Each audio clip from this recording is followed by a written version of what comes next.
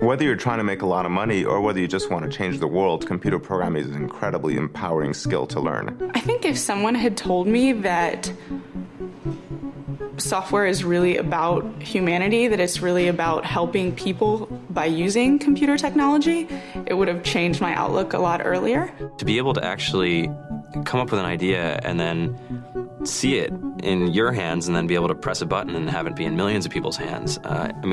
I think we're the first generation in the world that's really ever had that kind of experience.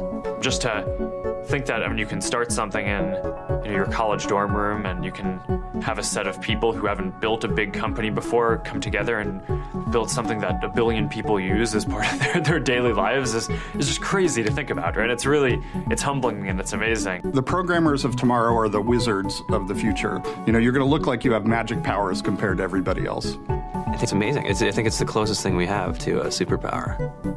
Great coders are today's rock stars. That's it. Programadores são feiticeiros do futuro, têm superpoderes e são equiparados a estrelas do rock? Eu acho que não. Ou será que estão dando um duro danado, dando no couro para conseguir acumular o máximo de dinheiro possível para quando a IA tomar conta de tudo, simplesmente abrir um bar? Isso se você estiver empregado, caso contrário, talvez seja melhor se aposentar antes mesmo de começar. Mas antes de assumir se vale ou não aprender programação em 2025, vamos voltar para 2013. Por que 2013? Simplesmente porque foi o ano que eu comecei como programador. Como preparador de dados, como diz na minha carteira de trabalho. Eu lembro como se fosse hoje. Eu chegando no primeiro dia de trabalho, achando que sabia programar. Por saber um pouco de HTML, CSS e mal saber do que o PHP se tratava de fato. Em 2013, o Flash já havia perdido relevância e não era mais usado. E o que reinava era HTML, CSS e jQuery. E não era o JavaScript que todo mundo sabia. Era o jQuery mesmo. Era comum a galera saber usar o jQuery, mas não fazer a mínima ideia de como o JavaScript funcionava.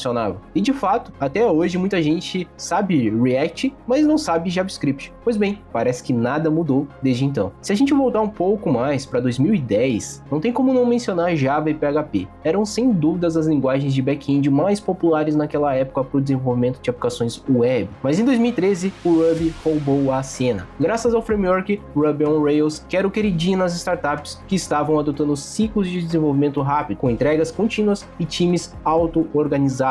Muito diferente do modelo engessado Waterfall, que estava cada vez perdendo mais relevância no mercado. Esse também foi o ano que muitas startups estavam surgindo em massa, especialmente no Vale do Silício, levando programadores a largarem seus empregos estáveis em grandes corporações para apostar em empresas menores com grandes ideias, buscando inovação. Eu lembro como se fosse hoje eu desenvolvendo meus sites em PHP, ouvindo o Grok Podcast, ouvindo sobre meios de pagamentos via celular, trabalho remoto, biohack, DevOps e muitos outros assuntos que não eram difundidos no Brasil ainda. Isso me faz pensar hoje como o José Vanin, fundador do Elixir, co-host do Grok Podcast, junto com o Rafael Rosafu, eram realmente muito à frente ao seu tempo. Apesar de eu não ter 1/10 da capacidade técnica desses caras, eles realmente foram uma inspiração para mim. Eu fiquei muito chateado em 2015, quando eles simplesmente pararam de gravar o podcast. E o Grok foi tão importante para mim que graças a ele eu comecei a estudar frameworks mais robustos, conhecer ideias de DevOps e aplicar dentro da realidade a qual eu estava inserido. Eu lembro de brigar com meu antigo chefe, mostrando para ele como o Laravel e o Bootstrap poderiam muito ajudar a gente para criar sites dinâmicos e responsivos. Isso me tornou referência no desenvolvimento de sites na época na empresa na qual eu trabalhava, mesmo com 2 anos de experiência apenas. Durante esse período, também surgiram outras tecnologias de extrema importância até hoje, como o próprio GitHub, que realmente causou uma explosão gigantesca na utilização do Git, que já havia sido lançado anos antes. E não preciso nem falar,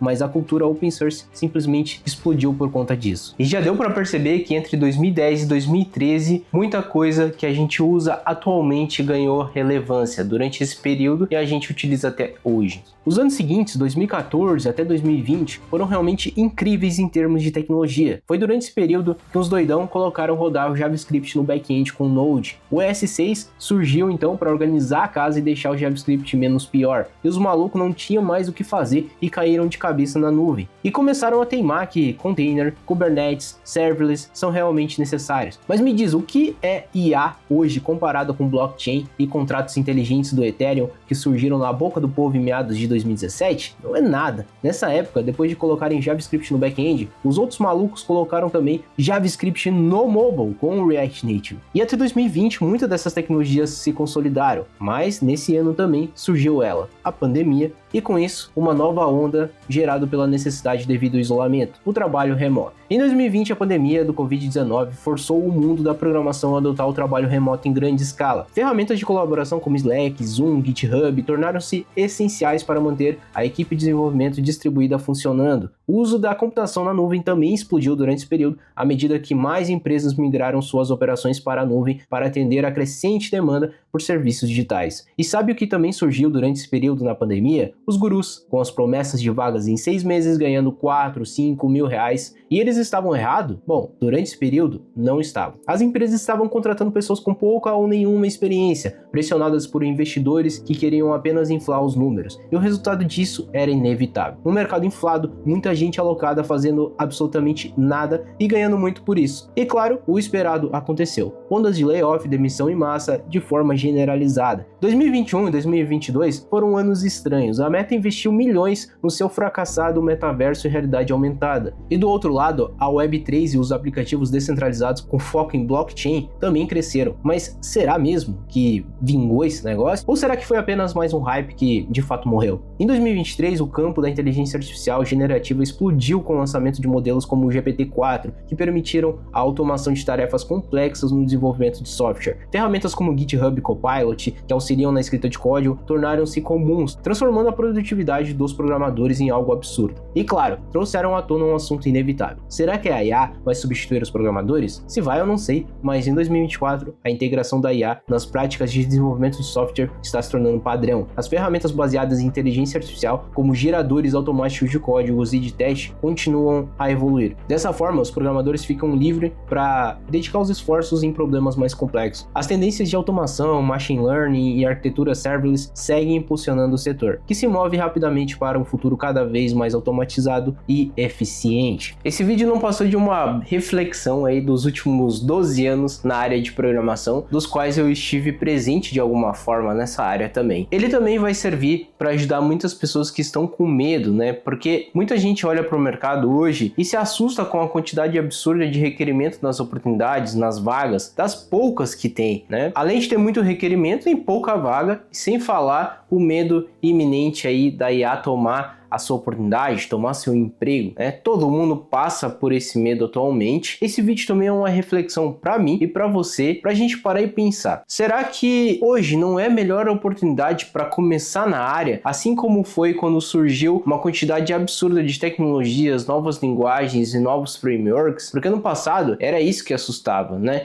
Era o surgimento absurdo aí de novas tecnologias que a gente tinha que estar se atualizando o tempo todo. E de certa forma, hoje quem está começando tem uma carga muito grande, mas essas tecnologias elas já são muito mais direcionadas. Então, se você tem um foco ali de back-end, você já sabe mais ou menos o que tem que estudar. Se você quer ir para o front-end, você já sabe o que tem que estudar para o front-end também. Então, será que essa não é a melhor oportunidade para você fazer esse estudo, acompanhar essa evolução com a questão da IA e se destacar daqui a um tempo no mercado? E falando sobre a questão aí da quantidade absurda de requerimento nas oportunidades, lembra o seguinte: você não precisa saber tudo o que uma vaga pede, mas você precisa estar apto para aprender aquilo e, mais do que isso, para aprender o mais rápido possível. Então, com isso, eu encerro o vídeo de hoje. Aproveita e assiste ao vídeo que tá vendo aí e a gente se vê muito em breve. Valeu, falou!